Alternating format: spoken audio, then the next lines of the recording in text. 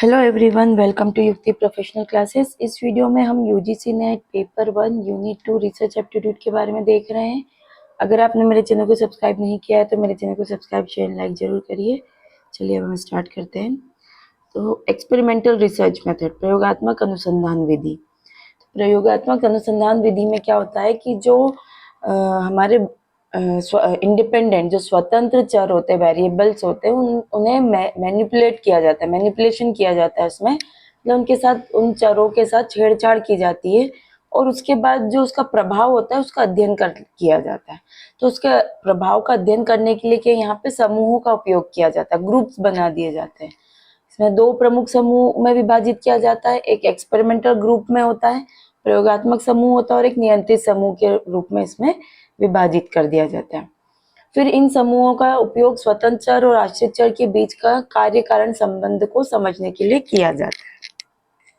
ठीक है, तो यहाँ पे एक्सपेरिमेंटल रिसर्च में ये बोला गया है सीधा सा कि जो हमारे इंडिपेंडेंस वेरिएबल्स है, जो स्वतंत्र होते हैं, उनमें क्या होता है कि कुछ मैनिपुलेशन किया जाता है, उनमें कुछ चेंजेस लाया जाता है, उनमें जो है वेरिएबल्स उसमें थोड़ा सा बदलाव लाया जाता है, जिसके कारण उसके प्रभाव में चेंजेस आता है। उन प्रभावों का अध्ययन किया जाता है। उन प्रभावों के अध्ययन करने के लिए फिर हम समूह बना दिए जाते हैं और उन समूहों पर हम फिर रिसर्च कर हम स्वतंत्र चर और आश्रित चर के बीच में क्या कार्य कारण संबंध है, इसको समझने की कोशिश करते हैं। तो प्रयोगात्मक अनुसंधान विधि जॉन स्टुअर्ट मिल के एकल चर के नियम पर आधारित है। प्रयोगात्मक अनुसंधान की एक उन्नत विधि है। इस विधि में अनुसंधानकर्ता स्वतंत्र चर तथा आश्रित चर के मध्य कार्य कारण संबंधों का अध्ययन करता है। कार्य कारण संबंध स्थापित करने के लिए दो स्थितियों को संतुष्ट करना होता है। पहली स्थिति में यदि कारण है तो उसका प्रभाव होगा, है ना। तो यहाँ पे ये कि कार्य कारण संबंध में क्या है, सबसे पहले ये देखा जाता है कि अगर कोई चीज का कारण है तो उसका कुछ इफेक्ट भी हुआ होगा। तो यह स्थिति आवश्यक है लेकिन पर्याप्त नहीं है। दूसरी स्थिति में यदि कारण नहीं तो प्रभाव भी नहीं होगा। यदि यही कारण न हो फिर भी प्रभाव हो तो इसका अर्थ हुआ कि प्रभाव का वह कारण नहीं है। मतलब अगर कोई कारण है उसका प्रभाव होगा, अगर कारण नहीं है तो उसका प्रभाव नहीं है। लेकिन कारण नहीं है लेकिन प्रभाव फिर भी है, मतलब वहां पे कोई कारण नहीं है, ऐसा बोला गया है। जो हम अपेक्षा कर रहे थे, प्रयोगात्मक अनुसंधान में कारण की उपस्थिति प्रभाव को दिखाती है तथा कारण की अनुपस्थिति प्रभाव को नहीं दिखाती है। ठीक है, तो यहाँ प्रयोगात्मक जो अनुसंधान रिसर्च होता है ना, जो एक्सपेरिमेंटल रिसर्च होगा, वहाँ पे ये है कि अगर कारण है तो प्रभाव भी होगा और अगर कारण नहीं है तो प्रभाव नहीं होगा। प्रयोगात्मक अनुसंधान विधि अर्थ तथा उपयोगिता की दृष्टि से लाभदायक और व्यवहारिक है क्योंकि इसका अध्ययन नियंत्रित परिस्थितियों में किया जाता है। यह इस विधि की एक विशेषता भी है। अब जो इंडिपेंडेंट वेरिएबल्स है वो क्या है, तो जिस चर में प्रयोगकर्ता परिवर्तन करता है उसे स्वतंत्र चर कहते हैं। स्वतंत्र चर को कॉज वेरिएबल, कारण चर भी कहा जाता है क्योंकि जो इंडिपेंडेंट है, जिसमें जिसमें हम चेंजेस कर रहे हैं उसी की वजह से प्रभाव में बदलाव आ रहा है ना। तो इसी के कारण वेरिएबल इसलिए कहा गया है कि इसी के कारण, इसी चर जो इंडिपेंडेंट वेरिएबल है, इसी के कारण इसमें चेंजेस हो रहे हैं। यह दूसरे चर को प्रभावित भी करता है, इसलिए इसे प्रभावित करने वाला चर भी कहते हैं। इसमें उदाहरण दिया, शिक्षण का तरीका, बुद्धि अभिवृद्धि, व्यक्तित्व, पुरस्कार, आयु, ये सब स्वतंत्र चर के दो प्रकार के होते हैं। एक होता है संचालित चर, जिन चरों में अनुसंधानकर्ता द्वारा परिवर्तन अथवा जोड़ तोड़ मतलब मैनिपुलेशन संभव होते हैं उसे संचालित चर कहते हैं। और बायोलॉजिकल वेरिएबल्स, जिन चरों में अनुसंधानकर्ता द्वारा परिवर्तन या जोड़ तोड़ संभव नहीं होते उन्हें जैविक चर कहते हैं, जैसे बुद्धि, प्रजाति, आयु आदि। मतलब जो वेरिएबल्स भी बताए हैं, स्वतंत्र चर जो बताए, दो प्रकार के होंगे, जिसमें हम मैनिपुलेशन कर सकते हैं और ऐसे चर जिसमें हम मैनिपुलेशन नहीं कर सकते हैं। ये इंडिपेंडेंट वेरिएबल्स कहलाते हैं। आश्रित चर, डिपेंडेंट वेरिएबल स्वतंत्र चर में परिवर्तन या जोड़ तोड़ के बाद उसका प्रभाव जिस चर पर देखा जाता है। हम इंडिपेंडेंट जो वेरिएबल्स उसमें चेंजेस लाते हैं, उसका इफेक्ट जिस वेरिएबल्स पे पड़ता है उसको आश्रित चर कहा जाता है। जैसे पढ़ाने की विधि के प्रभाव का अध्ययन हम शैक्षिक उपस्थिति पर करना चाहते हैं। दो या दो से अधिक विधियों से बच्चों को पढ़ाया जाए तथा इसका प्रभाव उसकी शैक्षिक उपलब्धि पर देखा जाए तो इस अध्ययन में पढ़ाने की विधि स्वतंत्र चर है और शैक्षिक उपलब्धि एक आश्रित चर कहलाएगी। बाह्य चर, ऐसे चर जिनका अध्ययन प्रयोगकर्ता अपने परीक्षण में नहीं करता, उन्हें बाह्य चर कहते हैं। यह चर आश्रित चर होने वाले परिवर्तन को भी प्रभावित करते हैं। प्रयोगकर्ता इन चरों को नियंत्रित करके रखते हैं, इसलिए इन्हें नियंत्रण चर भी कहते हैं। उदाहरण है कि जो क्लास 10th है उसमें साइंस पढ़ाने के लिए दो विधि रखी है, विधि अ और अथवा विधि ब में कौन प्रभावपूर्ण होगी ये देखा जाएगा। इस स्थिति में छात्रों को दो समूह से लेकर एक को अविधि से पढ़ाया जाएगा और दूसरे को, मतलब दो समूह बना दिया जिसमें एक में ए मेथड द्वारा पढ़ाया जा रहा है, दूसरे में बी मेथड द्वारा पढ़ाया जा रहा है ना, विधि से पढ़ाया जा रहा है। तो विधि फिर यहाँ पे उपलब्धि देखी जाएगी कि ए विधि वाले जो व्यक्तियों, जो छात्र है उनमें उनको क्या उपलब्धि मिली है। तो हम विश्वास के साथ यह नहीं कह सकते कि यह कहाँ का ही प्रभाव है। हो सकता है कि सोचने की क्षमता, अभियोग्यता, प्रेरणा आदि का प्रभाव पड़ा हो, अतः ये क्षमता, बुद्धि, अभियोग्यता पर कहे जाएंगे। अब है ग्रुप ऑफ एक्सपेरिमेंटल रिसर्च, प्रयोगात्मक अनुसंधान के समूह। तो प्रयोगात्मक समूह जो होता है जिसमें अनुसंधानकर्ता क्या करेगा, स्वतंत्र चर में जोड़ तोड़ करता है और इसमें यह देखेगा कि स्वतंत्र चर में किए गए परिवर्तन का प्रभाव आश्रित चर पर क्या पड़ता है। इसका मुख्य उद्देश्य यह साबित करना होता है कि जब कारण मतलब स्वतंत्र चर होता है तो उसका प्रभाव आश्रित चर पर अवश्य होगा। ठीक है, अगर इसमें उदाहरण से समझते हैं कि अगर कोई नई शिक्षण विधि जानना चाहे, मतलब जो स्वतंत्र चर मानी है यहाँ पे, है ना, तो छात्रों को शैक्षिक उपलब्धि जो आश्रित चर पर क्या प्रभाव पड़ता है ये देखा जाएगा, है ना। तो हमने क्या करा, जो मेथड है वो हमारी स्वतंत्र चर है और जो स्टूडेंट्स को जो उपलब्धि मिल रही है वो क्या स्कोर कर रहे हैं, क्या उनमें गुण आ रहे हैं, ये आश्रित चर माना जाता है। तो इस पर क्या प्रभाव पड़ रहा है, मतलब विधि अगर चेंज की जा रही है तो उनकी उपलब्धि पर क्या प्रभाव पड़ रहा है। तो वह एक समूह के छात्रों को एक नई विधि से पढ़ाता है और उनकी शैक्षिक उपलब्धि में हुए बदलाव को मापता है। तो ये समूह प्रयोगात्मक समूह कहलाता है क्योंकि यहाँ स्वतंत्र चर जो है, मतलब जो शिक्षण विधि में जोड़ तोड़ की गई और उसके प्रभाव का अध्ययन किया जा रहा है। ठीक है, फिर दूसरा जो समूह होता है वो नियंत्रण समूह होता है। इस समूह में क्या होगा कि नियंत्रित समूह वह समूह होता है जिसमें अनुसंधानकर्ता क्या करेगा, स्वतंत्र चर में कोई जोड़ तोड़ नहीं करेगा और इस समूह का उद्देश्य यह सिद्ध करना होता है कि जब कारण जो स्वतंत्र चर है अनुपस्थित होता है तो उसका प्रभाव भी नहीं होता है। यह एक समूह प्रयोगात्मक, मतलब जो चीज होगी तो उसका कारण भी होगा, है ना। जो प्रयोगात्मक में क्या है कि हम प्रयोग करके देख रहे हैं, मेथड्स बदलते जा रहे हैं और उसका इफेक्ट देखते जा रहे हैं, मतलब हम इंडिपेंडेंट वेरिएबल्स में चेंजेस लाते जा रहे हैं, उसका इफेक्ट हम जो डिपेंडेबल वेरिएबल्स है उस पर आता है। नियंत्रित समूह में यह है कि अगर हमारे पास हम इंडिपेंडेंट वेरिएबल्स में कोई चेंजेस नहीं कर रहे हैं तो इसका प्रभाव भी कुछ नहीं हो रहा है, तो यहाँ पर ये देखा जाता है। ठीक है, तो ये समूह जो है प्रयोगात्मक समूह के निष्कर्षों की तुलना के लिए उपयोग किया जाता है और यह दर्शाता है कि स्वतंत्र चर में किए गए परिवर्तन का आश्रित चर पर क्या विशेष प्रभाव पड़ता है। मतलब इन दोनों को देखते हुए, क्योंकि हम चेंजेस कर रहे हैं तो यहाँ पता पड़ रहा है कि चेंज हो रहा है इफेक्ट में, और चेंजेस नहीं कर रहे हैं तो नहीं हो रहा है, मतलब एक्सपेरिमेंटल को जांच करने के लिए ये सपोर्टिव होता है।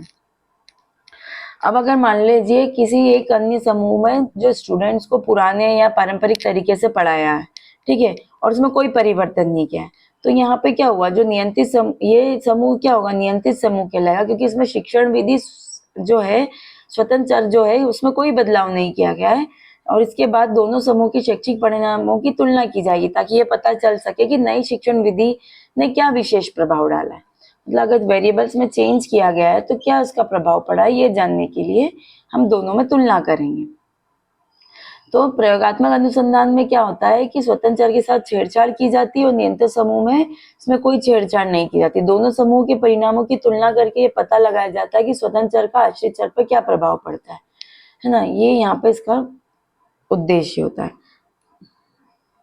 अब इसकी विशेषता है, प्रयोगात्मक अनुसंधान की विशेषता है कि ये इसमें पुनरावृत्ति, रिप्लिकेशन का गुण होता है। प्रयोगात्मक अनुसंधान में क्या होता है, पुनरावृत्ति का गुण होता है, जिसका अर्थ है कि किसी अनुसंधान को दोहराकर उसके निष्कर्षों की जांच की जाती है। मतलब बार बार उस अनुसंधान को दोहराया जाएगा, उसके निष्कर्षों की फिर जांच की जाएगी। यदि किसी अन्य शोधकर्ता को पिछले अध्ययन के निष्कर्षों पर संदेह होता है तो वो उसी प्रयोग को फिर से करता है ताकि निष्कर्षों की सत्यता की पुष्टि की जा सके, है ना। तो यहाँ पे विधि जो है वो अनुसंधान की विश्वसनीयता को बढ़ाती है। मतलब हम बार बार करके उसके इफेक्ट देखते हैं और अगर पिछले को भी वापस जांच करने के लिए देखेंगे ताकि ये कि यहाँ वही इफेक्ट आ रहा है या नहीं आ रहा है।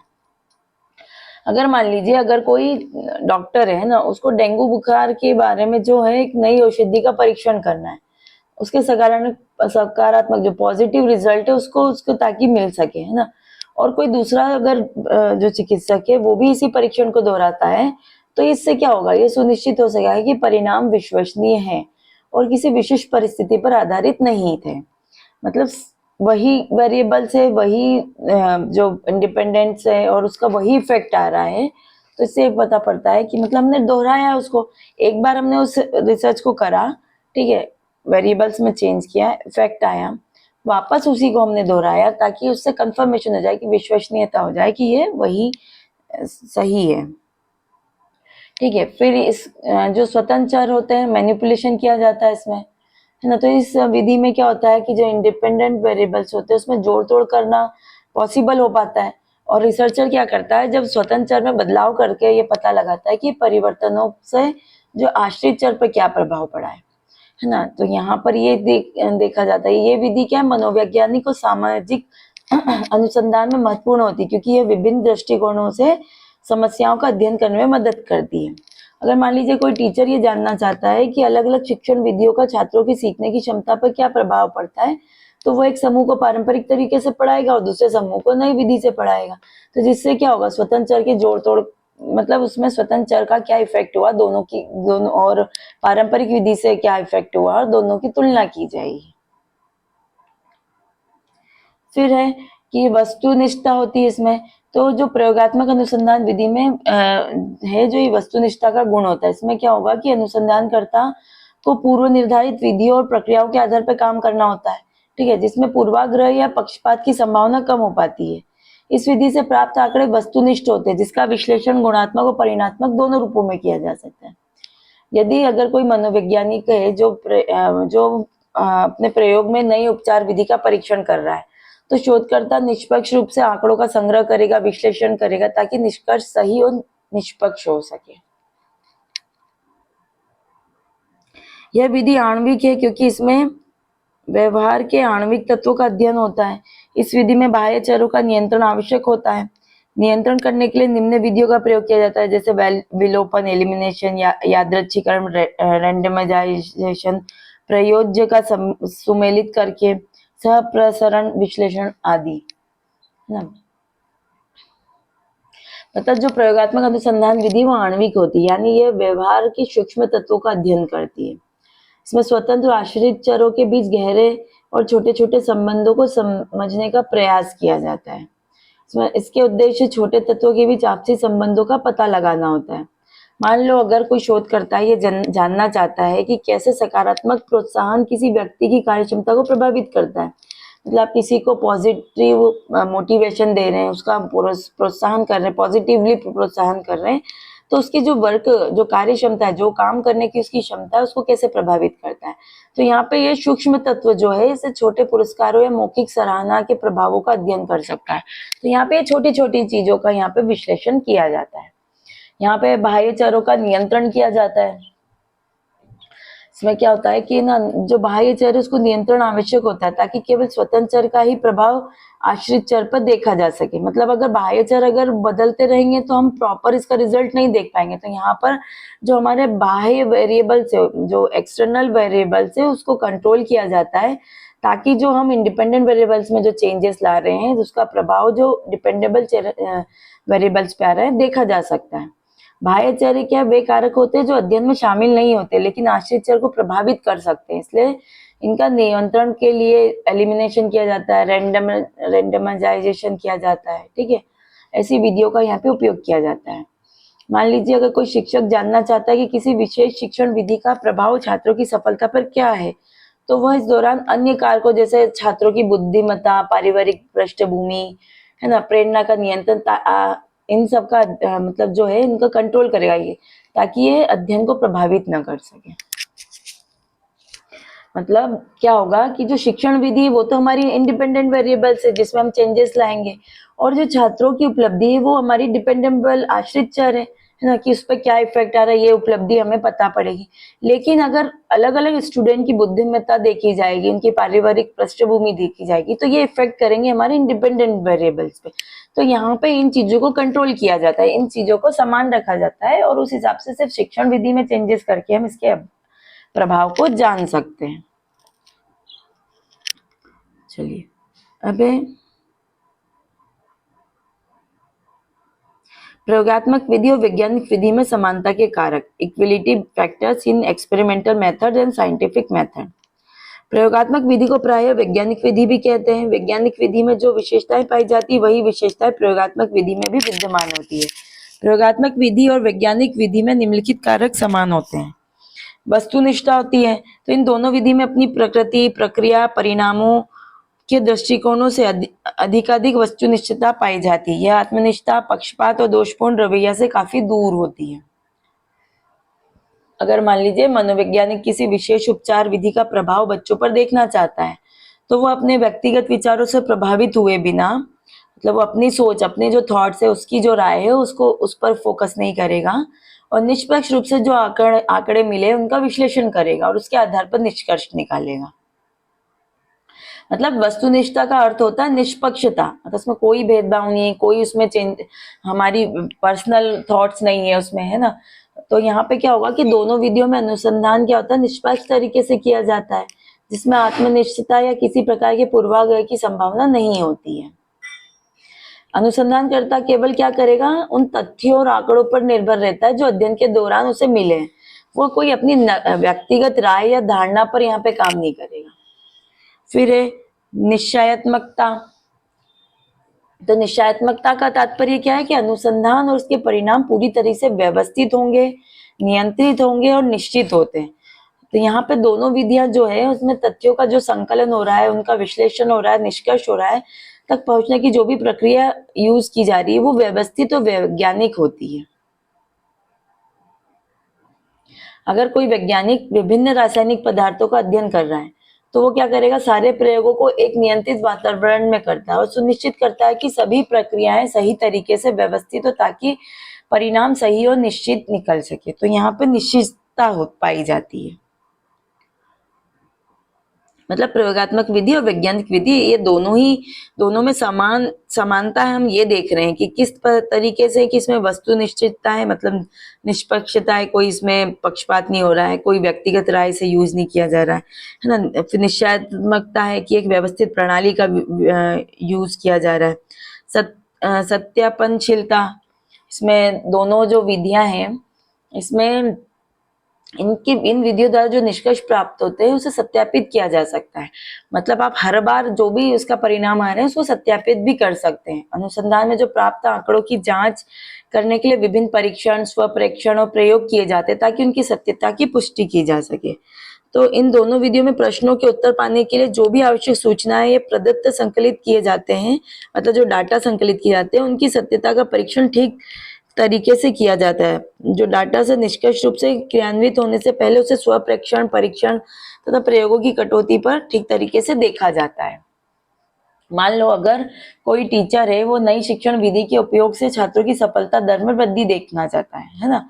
उन्होंने देखी ऐसी सफलता में वृद्धि देखी है, तो अब अन्य शिक्षक द्वारा भी उस विधि को अपनाया जाता है। मतलब नई शिक्षण विधि अपनाई जिसके कारण क्या हुआ कि छात्रों की सफलता की दर में वृद्धि हुई, ये वॉच किया गया शिक्षक द्वारा। तो अब अन्य शिक्षक भी क्या करेगा, उसी विधि को अपनाएगा और परिणामों की जांच की जाती है कि क्या सही में ऐसा हो रहा है। यदि सभी जगह वही परिणाम मिलते हैं तो उस विधि की सत्यता सिद्ध हो जाती है। अब इस क्षमता या भविष्य कथन क्षमता, प्रिडिकेबिलिटी। तो इन दोनों विधियों के प्रयोग से जो परिणाम प्राप्त होते हैं उसमें वस्तुओं, व्यक्तियों तथा घटनाओं से संबंधित बातों को अग्रिम अनुमान और उसके बारे में सटीक भविष्यवाणी करने की पूर्व क्षमता विद्यमान रहती है। उदाहरण, किसी किशोर बालक के व्यक्तित्व का अध्ययन इन दोनों विधियों का प्रयोग करके किया जाए तो यह अनुमान लगाया जा सकता है कि किसी परिस्थिति विशेष में उनके द्वारा किस प्रकार व्यवहार अपेक्षित है। मतलब जो दोनों ही विधियों में क्या क्या क्षमता होती है कि वो उनके प्रयोग से भविष्य की घटनाओं के बारे में सही अनुमान लगाया जा सकता है। मतलब इनका जब प्रयोग कर रहे हैं तो हम भविष्य की घटनाओं के बारे में अनुमान लगा सकते हैं, ठीक है। शोधकर्ता किसी भी परिस्थितियों में वस्तुओं, व्यक्तियों, घटनाओं के संभावित परिणामों की भविष्यवाणी कर सकता है इस रिसर्च के माध्यम से। तो जैसे अगर यहाँ पे एग्जाम्पल जो है, किशोर बालक के व्यक्तित्व का वैज्ञानिक और प्रयोगात्मक तरीके से अध्ययन किया गया। ठीक है, वैज्ञानिक और एक्सपेरिमेंटल वे में और वैज्ञानिक विधि में हमने उसके व्यक्तित्व की क्या करी, अध्ययन किया। तो अनुसंधानकर्ता को यह अनुमान, मतलब अनुसंधानकर्ता क्या कर सकता है, ये अनुमान लगा सकता है कि किसी विशेष परिस्थिति में वह बालक किस प्रकार का व्यवहार करेगा। इसमें भविष्य की घटनाओं का सही सही आकलन वो कर सकता है।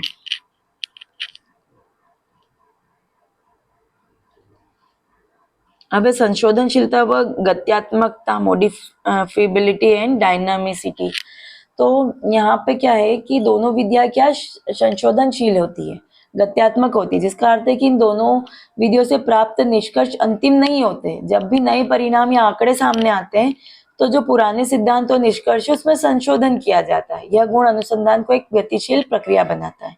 यहाँ पुराने सिद्धांतों को नए तथ्यों के आधार पर बदला जा सकता है। यदि किसी वैज्ञानिक सिद्धांत के अनुसार एक विशेष प्रकार का व्यवहार कुछ स्थितियों में सही ठहराया जाता है, लेकिन बाद में नए अनुसंधान से यह सिद्ध होता है कि यह सिद्धांत अधूरा है, तो नए निष्कर्षों के आधार पर पुराने सिद्धांत को संशोधित किया जाए। मतलब हमने जब एक अनुसंधान किया, उसके अनुसार हमारे पास एक स्थिति आई, कुछ है ना विशेष प्रकार का व्यवहार पर सही ठहराया उस स्थिति को। ठीक है, बाद में फिर अनुसंधान हुआ, उसमें यह सिद्ध होता है कि वो तो अधूरा था सिद्धांत, फिर नए निष्कर्ष आए, तो उस निष्कर्षों के आधार पर हम पुराने निष्कर्षों को संशोधित कर सकते हैं। अब प्रयोगात्मक अनुसंधान विधि के सोपान, स्टेप्स क्या हैं एक्सपेरिमेंटल रिसर्च के। तो सबसे पहले समस्या का चुनाव किया जाता है। ठीक है, समस्या की पहचान की जाती है, फिर हाइपोथेसिस बनाए जाते हैं, परिकल्पना का निर्माण किया जाता है। डाटा, जो हाइपोथेसिस के टेस्टिंग के लिए हम डाटा कलेक्शन करते हैं, ऑर्गेनाइज करते हैं, एनालिसिस करते हैं। ठीक है, और उचित निष्कर्षों परिणामों की प्राप्ति की जाती है। तो ये प्रयोगात्मक जो स्टेप्स है उसके लिए हम स्टेप्स फॉलो करते हैं। चलिए आज के लिए इतना ही, मिलते हैं नेक्स्ट वीडियो में।